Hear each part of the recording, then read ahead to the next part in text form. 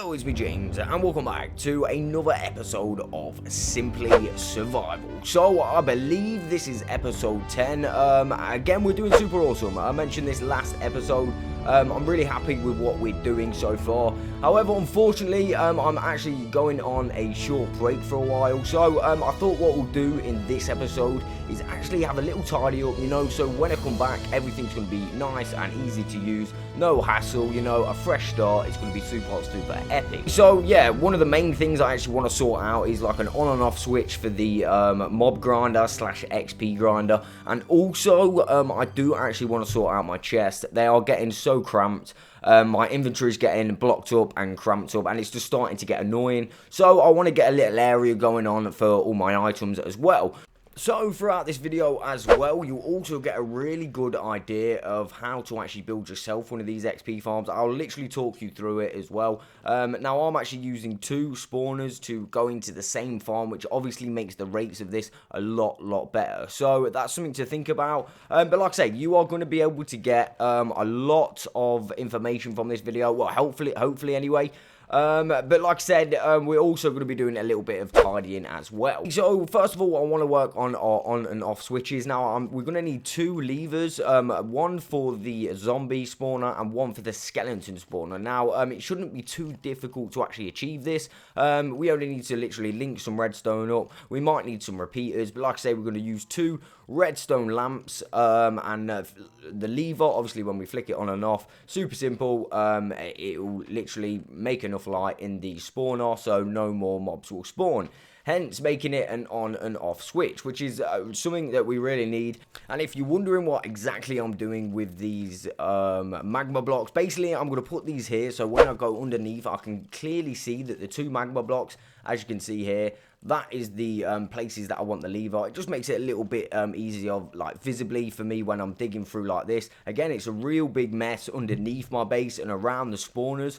But like you can see here, we've actually found the skeleton spawner. This one is reasonably close to my base. Again, they're obviously both close enough so we can activate them at the same time.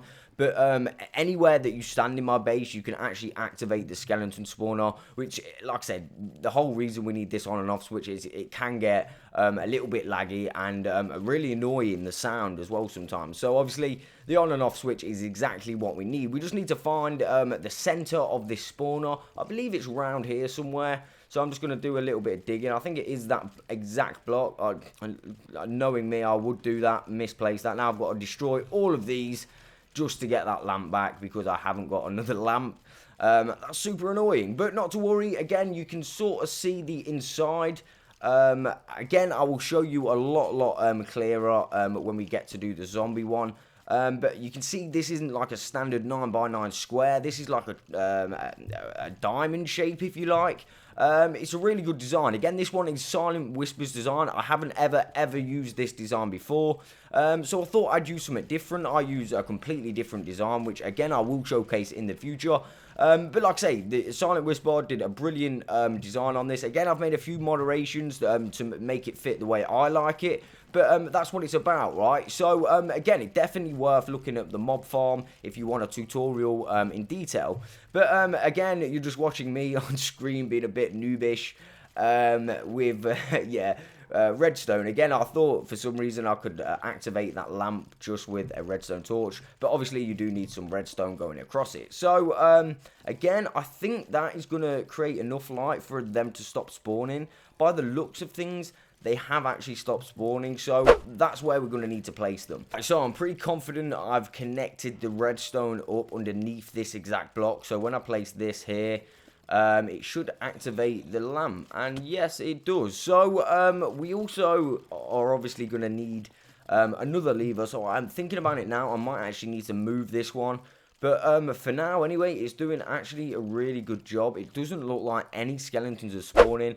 So that's pretty good. That's job well done. Okay, so as promised, I do want to show you a bit up close and personal the way the water is laid out and obviously the shape of this actual spawner itself. Like I say, it's a diamond shape. You've got a nice big tunnel here with some walls on the bottom, which obviously when enough mobs spawn, they obviously naturally push themselves up the water columns. Again, this design, I really do like it. No mobs seem to get stuck apart from when they're going up the water columns.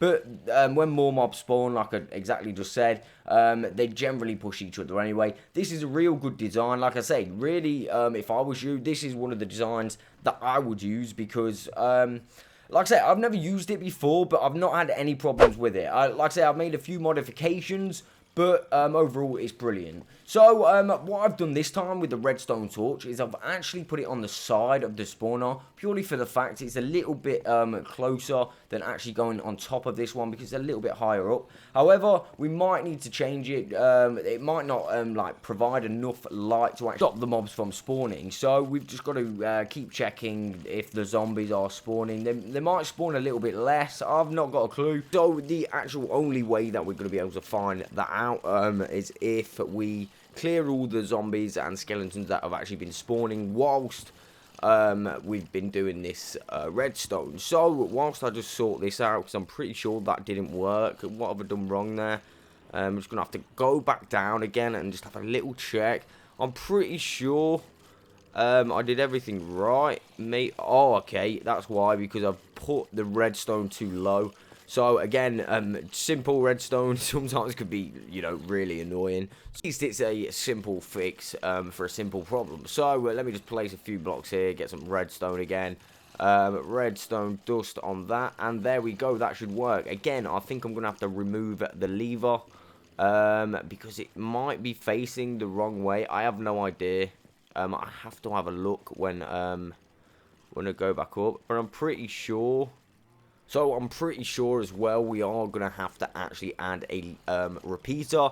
Again, not too difficult, but that does mean we are going to have to go up and actually get a repeater. So I am actually going to destroy all of these that are spawning now, because I can't really hear myself think. It gets a bit it does get a bit loud, hence why we're making this on and off switch. So again, these farms, if you do find two spawners next to each other, they are super awesome, super easy to build, which gives you a nice, easy, like, source of XP. And like I said, if you see my how to get rich fast in Minecraft video, in my opinion, how to get rich fast in Minecraft all literally does come down to the XP. If you've got a really good source of XP, you're pretty much sorted, in my opinion. Again, a lot of different people have different opinions. But that is the beauty of Minecraft. So many different ways to play, so many different ways to do stuff and all of that. Again, I am just literally trying to talk while I kill all of these so it's not boring. But by the looks of things, we've nearly finished, which is super, super awesome. Okay, so now we've done all of that. We've got rid of all those, no more noise. We can actually think a little bit. So like I said, we need to sort out a repeater. I'm pretty sure I've got some lying about. You do actually need some nether quartz for, obviously, to make some repeaters. Fingers crossed I have got some. I really don't want to go to the nether. Let's just have a little look. Like I say, I'm pretty sure I've got some just lying around. But knowing me, I haven't. So let's have a look. Oh, is that one? Is that one repeater? Yes, it is. See, that was exactly what we needed. So, let me just dig another way under here, and we're going to put it on, like, the bit that's together near here, so that should work fine. Again, we might need to change this again, because there might not be enough light provided from that lamp in the position it is at. So, let me just, yeah, I think we're just going to put it here. Because obviously it joins by two pieces of redstone, super easy. And there we go. I don't think we need to change the tick speed, so I think we'll just leave it on what it comes as.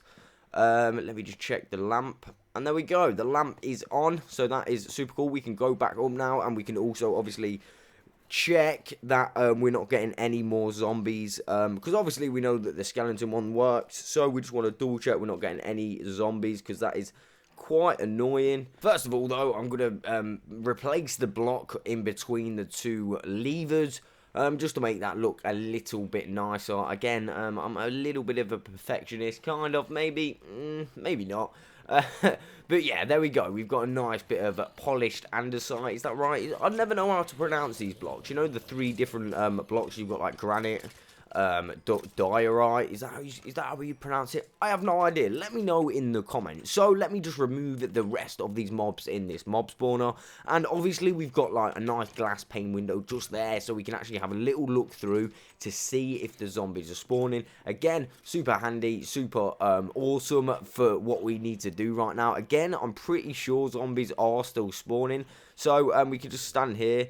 And I'm pretty sure I did just see a zombie spawn, actually, which is not too great. So that means we are going to actually have to move the light, which is not a massive problem. But, okay, so I'm just going to go AFK here for a second just to check. And yeah, just to confirm that we've only got zombies in the spawner, which means the redstone lamp is not in the right position. So if you do decide to put an on and off switch on your mob farms, make sure you put them directly above the spawner, because apparently if you put them on the sides, you're nowhere near going to get enough light. So that does mean we are actually going to go fix that. However, again, it shouldn't take too long. I mean, we've just got to find the top of the spawner. It's a little bit chaos down here, which obviously makes it a little bit more time. But obviously, this is a YouTube video, so I can just skip to the important bit, which is obviously me finding the top of the spawner and actually placing the last few pieces of redstone to actually activate our redstone lamp.